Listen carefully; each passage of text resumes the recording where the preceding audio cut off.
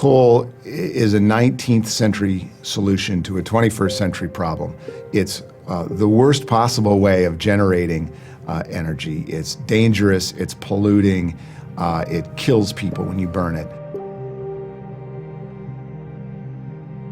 If you care about climate, the most important single thing that you could do is get off coal as quickly as you possibly can. And as a nation, we've been doing that. We have been rapidly shifting away from the consumption of coal, and the coal industry was starting to feel the pinch. It was collapsing. Their lifeline was to start exporting that dirty, dangerous substance to Asia. The fastest way from Montana to China is through the Pacific Northwest.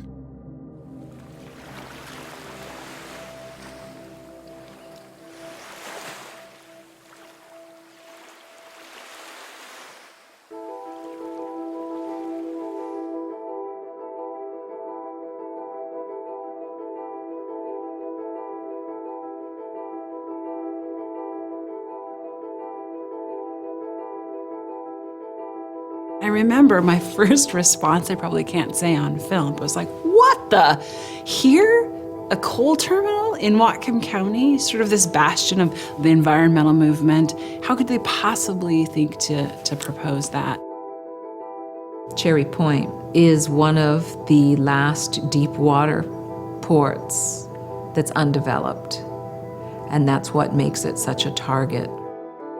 When we finally discovered really what the plans were, not only was it a coal terminal, it would have been North America's largest coal terminal.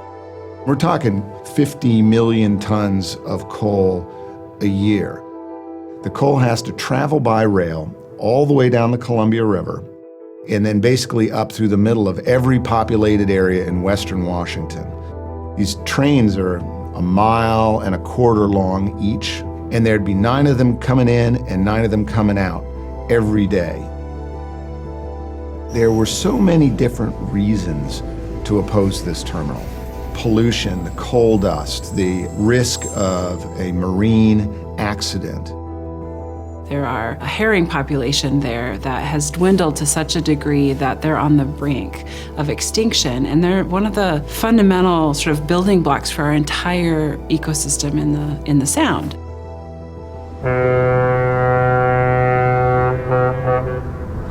450 plus coal ships. Those ships don't just magically appear where the dock was proposed. Those ships have to enter and come through fishing areas that will severely impact our treaty fishing rights.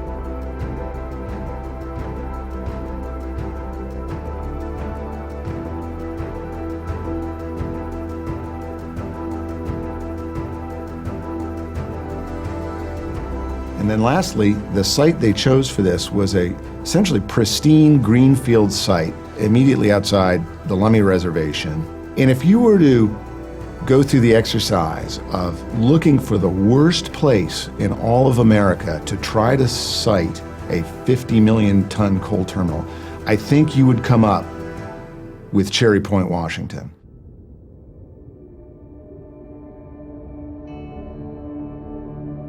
So the terminal was going to be built at a fishing site, village location called, in our language, Wichiakan.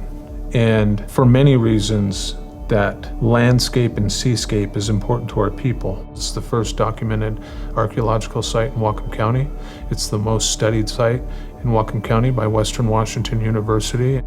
Wichiakan, Cherry Point, is one of our ancestral village sites, and specifically one of our reef net sites. The practice of harvesting from the water is a really defining thing for the Lummi people and the Indian people of the Coast Salish. Fishing is our culture, and culture has always been fish, because it's more than just fishing. It's a time to teach, it's a time to learn, it's a time to become connected with your roots and who you are. We've been taught early on from our family members and elders to always protect that, and we always will. The table was set for a huge fight over this project. We started to do two things. We started to do a lot of research and we started to do a lot of outreach. It was amazing what people did. They started going door to door to businesses in their communities. They started talking to their physicians, are you concerned about, air quality? What happened was this got elevated from, essentially a construction permit up in Whatcom County to a full statewide conversation on the pros and cons of these projects. And many of us were skeptical that we would ever win, but we knew we had to try. Early in the process, Gateway Pacific did something very underhanded. One of our county councilmen was walking his dog at Cherry Point. He could see that bulldozers had made a road right through our most ancient village site. And their whole purpose was to dry up wetlands so that when it came to that part of the permitting process, that wouldn't be a problem. And they succeeded. They dried it right up.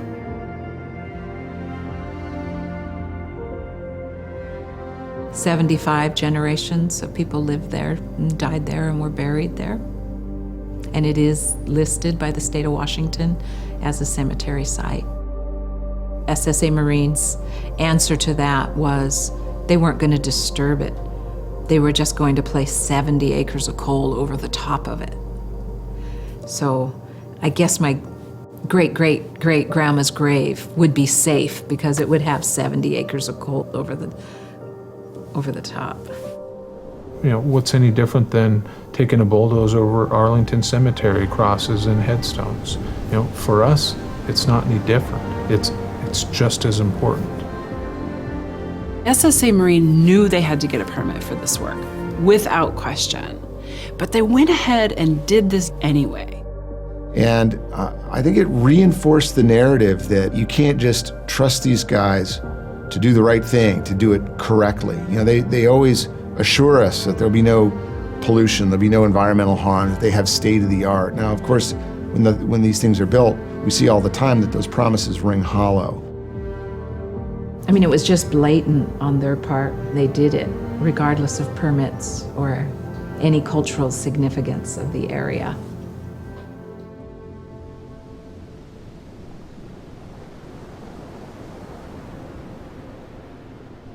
Our people said, no more. You fight, you protect. So we went onto the beach and we did an honoring of the ancestors. We took time to pray there and break bread together and honor those that didn't have a voice. We are the voice for them. And the burning of a check was just a symbol of who we are.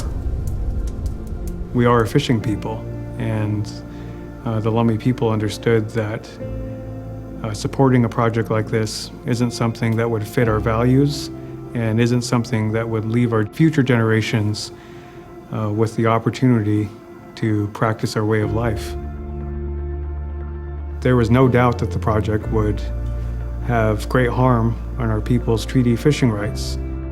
That was the driving force for Lummi Nation to oppose and assert its opposition to the Gateway Pacific Terminal. And to do so, the nation leveraged its treaty fishing claim.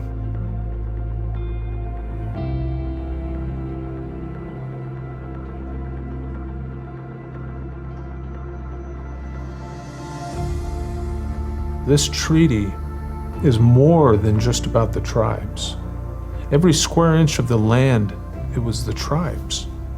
And the United States came in, negotiated the treaty. Territory was ceded and we were placed on little reservations. We got little reservations, but we also secured some rights. Fishing, access to usual and accustomed grounds. That should be treated with so much respect because of the sacrifice that was made. See, we're not a conquered people. There's no rights of conquest here. We entered into a peace treaty without going to war, and we sacrificed this land. The United States government signed a binding promise that it would always protect those rights. The The ability to harvest is linked to making sure that we have an ecosystem that allows us to practice those rights. It's been whittled away year after year. It's whittled away by pollution, by habitat destruction, by stormwater runoff, by all these things, until the right almost doesn't exist anymore.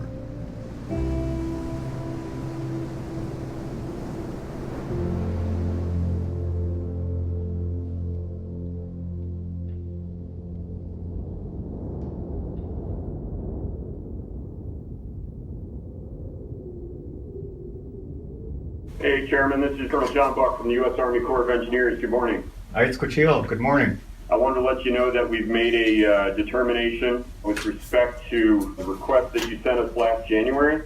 And the bottom line up front is that we've determined there is a greater than de minimis impact to the Lummi Nation's usual and custom fishing rights based on the Treaty of Point Elliott. I've gone ahead and issued a decision on the permit, which was a denial without prejudice.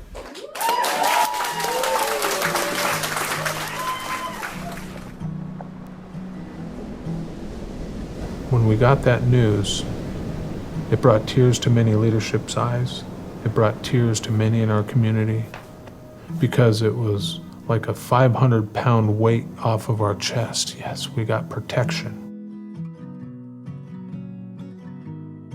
If the Lummi Nation hadn't taken a leadership role and put their treaty rights on the line, I believe we'd still be fighting this coal terminal.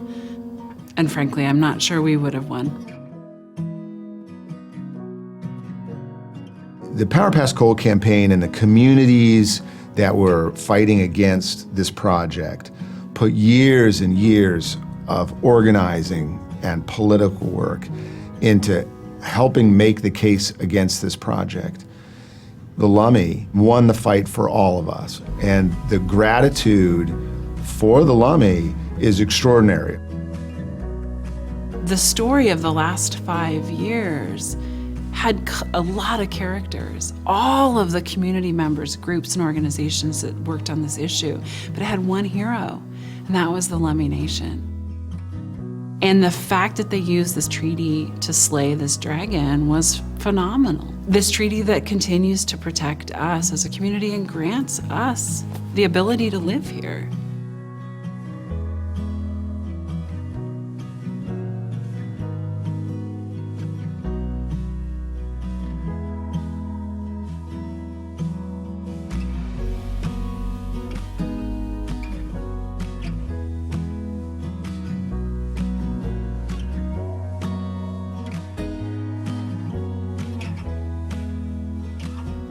All throughout this continent, all throughout this world, the indigenous people's victories are everybody's victories. Environmental damage doesn't know skin color, doesn't know nationality. Future generations should have a right, should have a birthright to breathe clean air, to harvest fish from a river or from the Salish Sea, eat a clam without fear of dying from the toxins. Birthrights.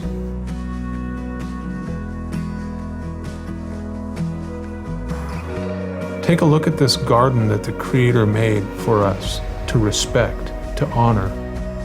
Take a hard look at where we're at, not just here, not just where you live, but as a whole. It's time to put a stop to pollution-based economy.